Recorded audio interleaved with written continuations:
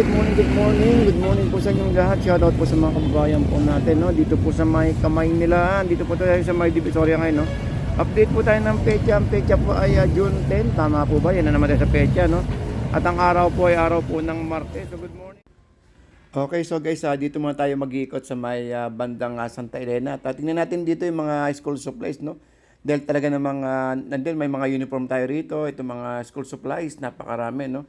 Pero importante dyan is napakita natin yung mga basura din sa may CMREC. Ito kung yung kanilang realidad. So tanong natin dito kinate kung ano po yung street to, no? Anong street po? Ha? Santa Elena? Ayun, tingin ito ya. Santa Elena. Okay, so guys, dito sa may Santa Elena, dito is marami tayong makita mga uniform, mga school supplies, mga gamit mga gamit school dahil talaga namang ito ang ganda ng bago. Ayan, oh. Yung pang grade 40 na isang set, magkano? Compo, 130. 10 piraso na yun. Apo. Ito yung pang grade 4 sa anak ko. 130, sir. Okay, so guys, narinig yun naman sinabi natin, no? So, doon sa may notebook. At dito guys, is marami kayo mapagpipilian, mga uniform, mga bags, mga tumbler, mga eraser, mga pencil case. Pero yung mga shoes, doon po kayo mas maganda sa may Ilaya. Nakita niyo naman yung ikot natin mga nakarang araw is napakaganda ng mga sapatos doon, no. Pero guys, dito lang, no, remind ko lang, no, iwasan niyo lang po dalhin yung mga maliliit ng mga anak po natin. Okay lang kung mga teenager kasi talaga ng mga para makapamili sila. Dahil dito, isa talagang malilibang kayo at marami kayong mabibilan dito. Dito pa tayo sa may gilid ng Divisoria Mall. So, yan, no. So, shout out po sa mga kababayan po natin dito, no, ng mga namimili sa mga oras po na to. Ang tawag ito? Mga pag may mga anniversary, birthdays, dito rin, no. Mga party needs yan, no? Oh. Malinis ang ating harapan.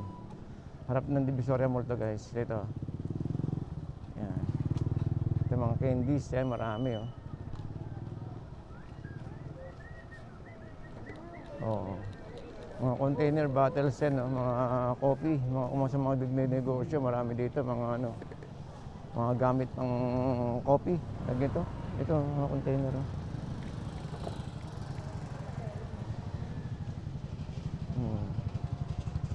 Ito, iba't ibang size, oh, ng kape.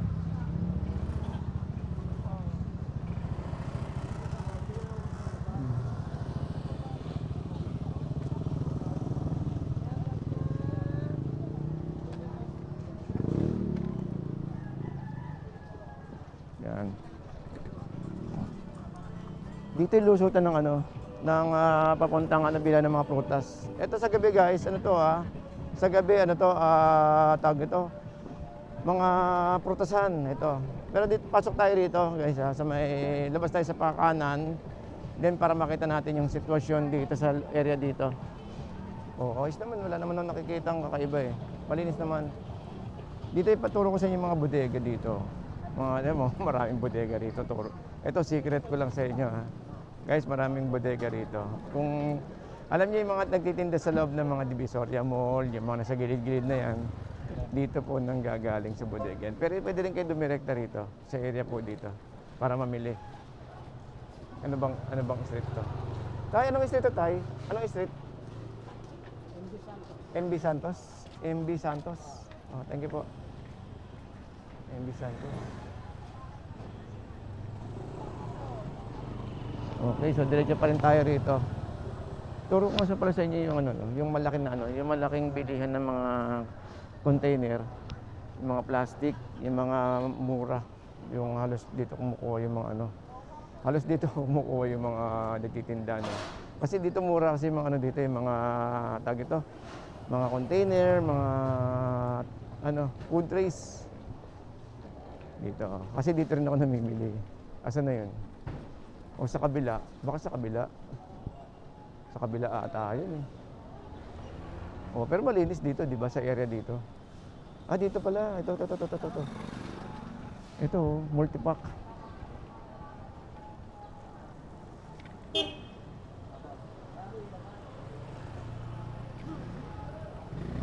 Hanggang anong oras yung multipack? Anong oras? Mamayang hapon? 4:30. Nardaan na lang ako.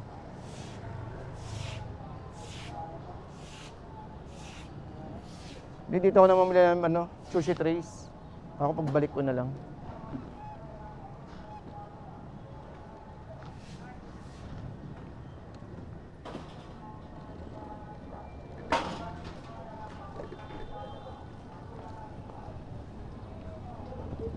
Alright, balik tayo sa kabila. Balikan natin itong mga basura na to.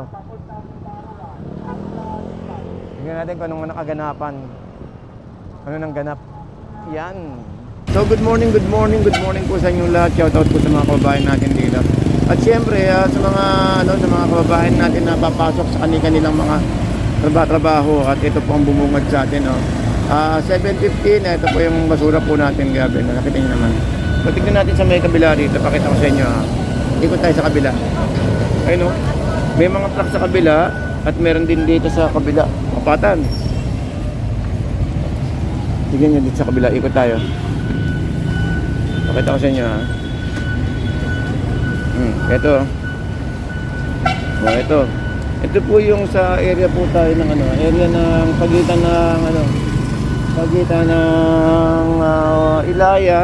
ng Ilaya at saka ng Carmen Planas. So ayan po Ito po ang realidad natin ngayong araw po ng Martes. So maya naman guys, yan. Mawawala naman po yan kasi hinahakot naman po Kaya gawa ng tawag ito ng may night market po dito. At daanan natin doon. Pakita ko sa inyo. Okay, ito. So pagitan tayo ng pagitan ng Carmen Planas at Ilaya. Ayan mga ito, kalalaki Ayan. Naalala ko yung nasa ko yung kasama ko sa clearing operation. Alam niyo ba na ganyan kalalaki yung mga sinasampang contract? Noong time na nagbibigay kami ng mga mga box of goodies noong time ng panahon ni Yorme. Kasama po tayo doon sa mga nagdala sa may bandang dito sa may sa may Smoky Mountain na tinatawag nila diyan po sa may barangay yun? 3-4 ba yun? 349. Yung po sa may Smoky Mountain resettlement po doon. Yung tinatawag nila yung mga pabahay. So doon po tayo nagkasama dati na sa mga truck. Kasama tayo sa mga back of stock nagdadibigay ng mga back of goodies na napapahagi niya ibigay ni Yorme sa mga senior at saka po sa may mga birthday na talaga namang hindi pinabayaan ni Yorme. Kaya lang ito nga ang bumungad sa kanya ngayon. Matinding sa kanya to matinding pagdadaanan ni Yorme dito kasi unang-una guys is alas 7 na Alas 7 na, ang oras po natin ay actually mag 7:30 na nga Pero nandito pa rin yung mga basura, ang dami pa rin Yan. So maya-maya naman is malilinis naman to. Yun nga lang, maladaanan ng mga kababayan natin na may ganito ang itsura. So tingnan natin sa may bandang Carmen Planas So okay, so dito rin pala meron Ayan. So meron tayo din basura dito sa may harap ng Piltras sa may Carmen Planas. At saka po dito sa may bandang papunta ng Santo Cristo. Ayun Doon lumiliko tayo Pakita ko sa inyo. Ayan Ayan, sa may tayo, sa may bandang Santo Cristo naman tayo, sa may Jollibee. So ito, ang daming styro.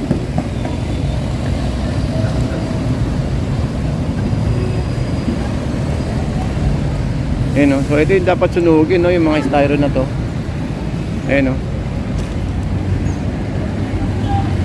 Okay, so ito so may papuntang Santo Cristo. Kung nakikita niyo yung Jollibee na yan guys, ayan po yung papuntang Santo Cristo Yan po yung pasukan ng ng mga gulay po natin. Sa gabi nakita niyo naman sa gabi dito yung yung night market dito.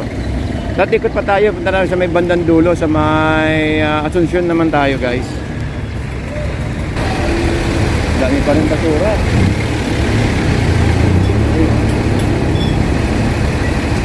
Yan, may truck naman tayo rito. Yan na umahakot.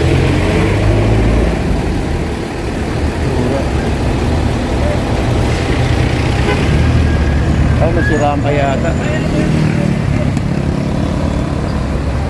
Nasiraan pa yata itong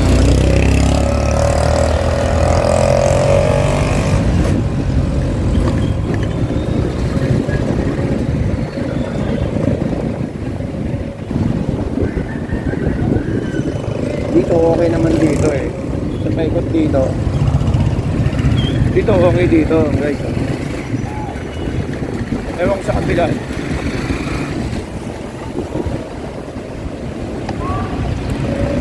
Dito sa may bandang Asuncion, okay naman, malinis naman eh. Wala naman tayong basura nakikita rito. Kaya lang yun talaga, no, sa may Santo Cristo at saka sa may Ilaya.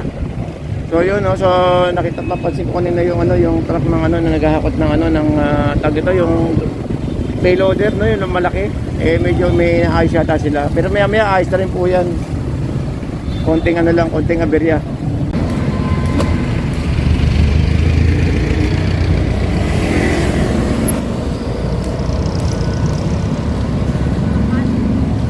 Yan, tapat naman tayo ngayon ng ano ng dito sa may Tabora.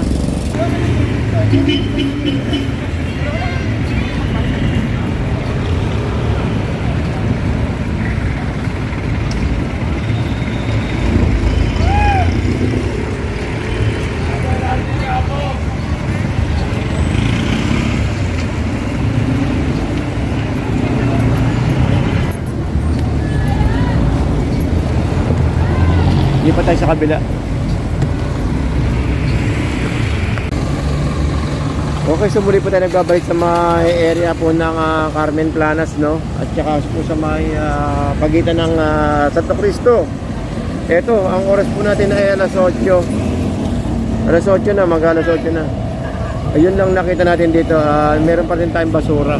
Ayun lang, ewan natin kung bakit. Kasi napansin natin kanina, parang may sira yung isang ano, yung tag ito, yung bako na ano na kumukuha ng mga basura. So hindi natin alam kung anong sitwasyon kasi ano na eh, anong oras na alas 8 na, ayun tapon pa rin ang tapon yung mga kababayan natin, hinahabol talaga yung ano yung rush hour eh. Yan so hindi din natin alam kung yung pag-washing nila eh may kasunod kasi hindi pala ako nakita na tawag ito na mga MDRMO, yung mga parang bombero. Ayun, so ito po ang update natin ngayong araw po ng araw po ng Martes. Oras ay alas 8 ng umaga. So ito, nandito pa rin tayo sa may kahabaan ng Divisoria, guys, sa may Recto Divisoria. So tignan natin na daanan natin ng ng power cam natin. Hanggang doon sa may sa may tawag ito, Juan Luna. Tignan natin kung anong sitwasyon. Oh, sige. Kaya kuya, mga kalakal na. Oh, styro. Pwede, no? Konting ano lang yan, no? Konting ayos lang. Konting ayos lang. Pwede may benta ulit. Konting linis. Oh, oo nga naman. Kasi pinaglagyan ng mga broccoli, oh. Sayang.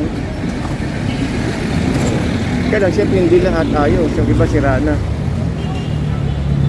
Okay, so tignan natin dito, guys. Ito pa rin sitwasyon natin, no? Update tayo ng sitwasyon sa may kahabaan ng ano natin. Pero sa kabilang side, malinis naman.